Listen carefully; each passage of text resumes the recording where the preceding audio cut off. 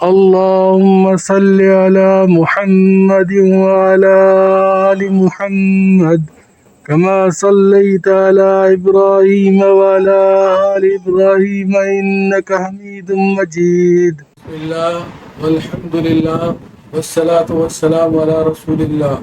السلام علیکم ورحمۃ اللہ وبرکاتہ. میں ہوں آپ کا بھائی فضل الرحمان. آج کا بیان انشاءاللہ ایک نہایت اہم اور ایمان کو جگانے والا موضوع ہے. چند لمحے نکال کر سنیں دل کی گہرائیوں سے. اللہ کرے یہ باتیں ہماری دلوں میں اتر جائیں. آمین. بچوں کے لیے دل سے دعائیں دیں، یہ ان کے لیے تقدیر بدل سکتی ہے. ماں باپ کی دعا وہ خزانہ ہے جو اولاد کو زندگی بھر فائدہ دیتا ہے. میرے محترم بھائیوں، دوستوں، بزرگوں، دنیا میں سب کچھ ختم ہو سکتا ہے لیکن ماں باپ کی دعا کبھی ضائع نہیں جاتی. یہ وہ دولت ہے جو نہ بازار میں ملتی ہے نہ کسی کتاب میں لکھی جا سکتی ہے. یہ تو دل سے نکلنے والی وہ صدا ہے جسے آسمان والا فوراً قبول فرماتا ہے. ہم اکثر اپنی اولاد کے رویے سے پریشان ہو جاتے ہیں. کہتے ہیں یہ تو نافرمان ہے، کچھ سیکھتا ہی نہیں، دل دکھاتا ہے. لیکن ہمیں سوچنا چاہیے کہ ہم اس کے لیے کبھی رات کو اٹھ کر روئے. کیا کبھی ہم نے تہجد میں سجدے میں ہاتھ اٹھا کر رب سے کہا یا اللہ میرے اولاد کو ہدایت دے، نیک بنا دے، دین کا خادم بنا دے.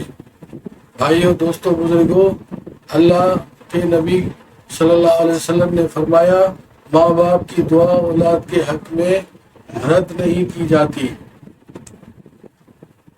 تو ہمیں چاہیے کہ ہم روزانہ اپنی اولاد کے لیے دعائیں کریں. یا اللہ میرے بچوں کے دل میں اپنی پیار ڈال دے. یا اللہ انہیں نیک صحبت فرما. یا اللہ انہیں سچ بولنے والا، نماز پڑھنے والا، قرآن سے محبت کرنے والا بنا دے. یا اللہ انہیں دنیا اور آخرت میں کامیاب فرما. یا اللہ انہیں میرے لیے صدقہ جاریہ بنا دے. اور یاد رکھیں جیسے لفظ ہم بولتے ہیں ویسے ہی اثر اولاد پر ہوتا ہے. اس لیے کبھی بھی غصے میں بد دعا نہ دیں. نہ کہیں تو ناکام ہو جائے گا، تجھ سے کچھ نہیں ہوگا.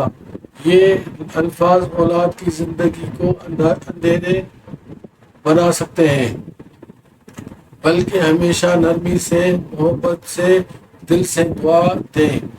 اللہ دلوں کو بدلنے والا ہے اور جو دل سے مانگتا ہے اللہ اسے کبھی خالی نہیں لوٹاتا. اللہ ہمیں اپنی اولاد کے حق میں کثرت سے دعائیں کرنے کی توفیق عطا فرمائے اور ان دعاؤں کی برکت سے ان کی دنیا اور آخرت سنوار دے. آمین یا رب العالمین. وآخر دعوانا ان الحمد للہ رب العالمین.